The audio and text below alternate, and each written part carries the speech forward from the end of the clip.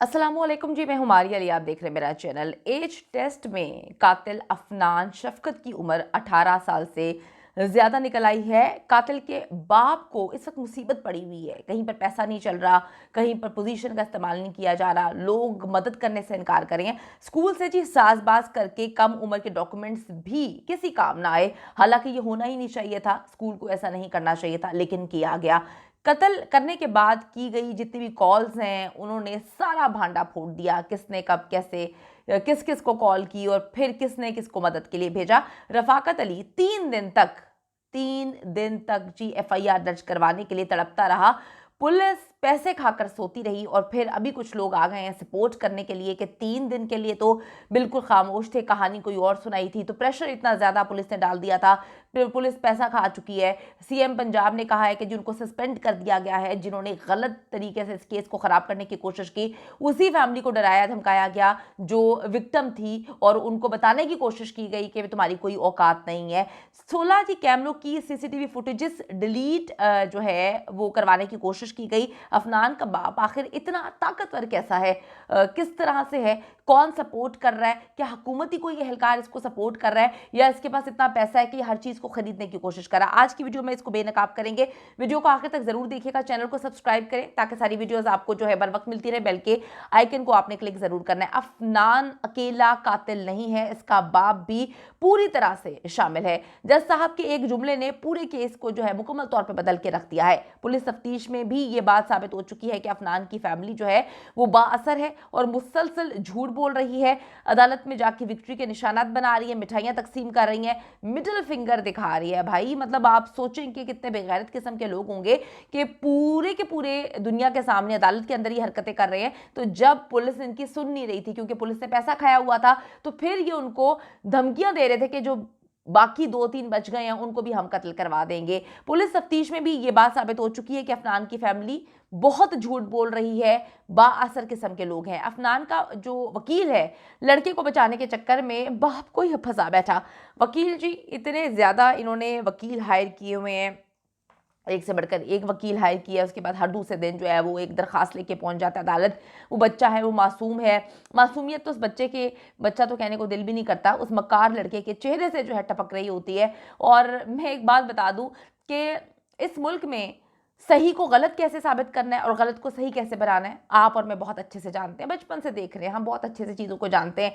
एक आपने पुलिस के पास एफआईआर दर्ज करवानी होती है ना, ये मैं सिर्फ डकैती चोरी की बता रही हूँ, तो आपको एक सिफारिश की ज़रूरत होती है। सिस्टम ऐसा बना हुआ है ना, मतलब क्या करें कि काली भेड़ें हैं जो पूरे तालाब को गंदा कर रही हैं। आप सोचें कि अगर ये सीएम पंजाब बीच में ना आते तो क्या हाल होना था। आप खुद सोचें कि अभी तक एफआईआर नहीं होनी थी।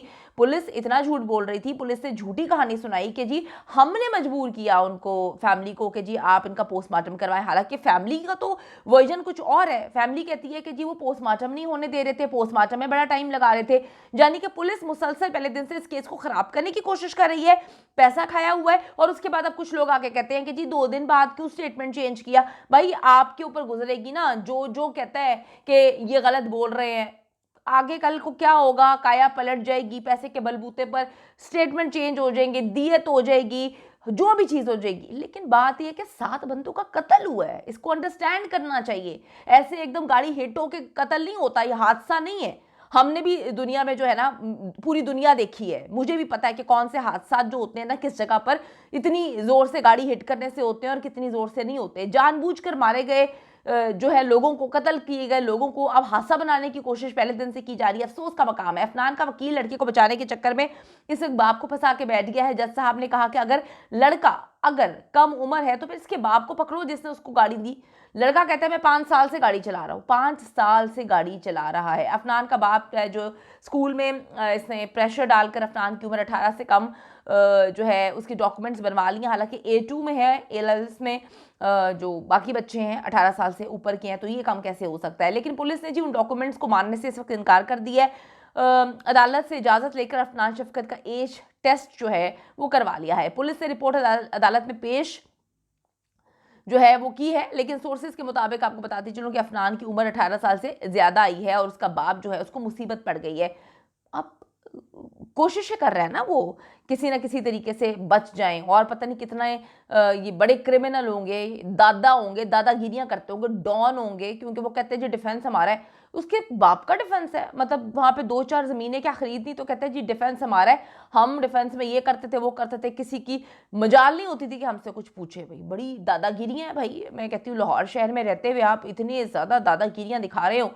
अभी आप ज़मीन के अंदर हैं आधे, और आपके काम ये है कि आपने पकड़ के 7 बंदों का कत्ल कर दिया। अगर आप इस एज को 18 को डबल कर दें, ये बंदा 30-32 साल में जाके तो पूरे मुल्क को ख़त्म कर देगा। ये तो आमना फरहान बनेगा, उनसे भी 2 हाथ आगे कि पकड़ के जिंदा जलाते। दूसरी तरफ जी पुलिस ने अफनान और उसके दोस्तों के कॉल रिकॉर्ड भी निकाल लिए हैं, जिसके मुताबिक ये लड़का जो है मुसलसल कॉल्स ये लोग करते रहे और ये बताते रहे कि उन पर हमला हो गया। अच्छा जी, जैसे उनकी जान को ख़तरा है। अफनान के बाप ने अपने बंदों को असलहा देकर जो है वो भेजा। अगर रफ़ाकत अली और उनके बेटे, जो बेटा बच गया था, वो शोर ना मचाता और अवाम इकट्ठी ना होती तो अफनान को ना पकड़ती उस वक्त, तो इन्होंने तो जो है कातिल को भी गायब कर देना था, और जो बच गए थे उनको मारने की धमकियां तो दी जा रही हैं। उनको बहुत तशद्दुद का निशाना बनाना था, हो सकता है उनको भी कत्ल कर देते और फेंक देते वहाँ पे, ये कह के कि ये भी एक्सीडेंट में मरे हैं। पकड़े जाने के बाद भी अफनान के बाप ने डीएचए सिक्योरिटी और पुलिस में अपने कनेक्शंस को इस्तेमाल किया। पुलिस में कनेक्शन क्या होता है यार, 4 पैसे दे दो, 2-2 रुपए के लिए मैं कहती हूँ कि इस दुनिया में चीज़ें बिक जाती हैं। और जो पंजाब पुलिस ने इस किया इस केस में शुरू में, मैं कहती हूँ कि उनको सस्पेंड नहीं करना चाहिए, उनको कैफरे किरदार तक ऐसे पहुंचाना चाहिए कि आइंदा आगे कभी कोई पुलिस वाला जो है रिश्वत खा के वो अपना ज़मीर ना बेचे। अपना ज़मीर क्या यार, ऐसे लोग तो अपनी माएँ बेच देते हैं, वतन माँ ही होती है ना, बेच देते हैं उसको।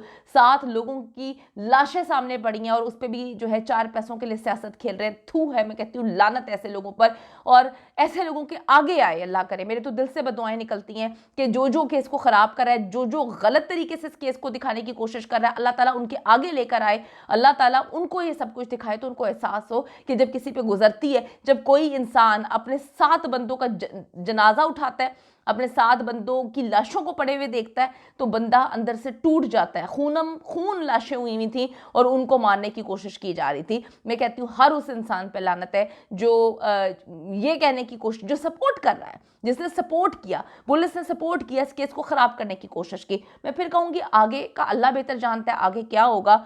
दियत ली जाएगी, पैसे लिए जाएंगे, केस को दबा दिया जाएगा, झूठ बोल दिया जाएगा। बड़े बड़े हमने केसेस देखे हैं, शाहरुख मतलब जतोई का केस देख लें आप, क्या मामला हुए थे, वो खैर एक आगे की बात है। लेकिन मैं इस बात पे यकीन रखती हूँ कि जितना आप कर सकते हैं अपने ज़मीर को मुतमईन करने के लिए उतना करना चाहिए। पैसा तो आ जाता है, पैसा तो आपने अल्लाह से मांगना होता है, इज़्ज़त भी अल्लाह ने दे देनी होती है, पैसा भी अल्लाह ने दे देना होता है। बात है कि ज़मीर को आप किस तरह से सेटिस्फाई करेंगे, और गलत काम करके, गलत चीज़ को मैं सपोर्ट करके रात को सोऊंगी कैसे और अल्लाह से कैसे मांगूंगी अपने लिए कुछ अच्छा।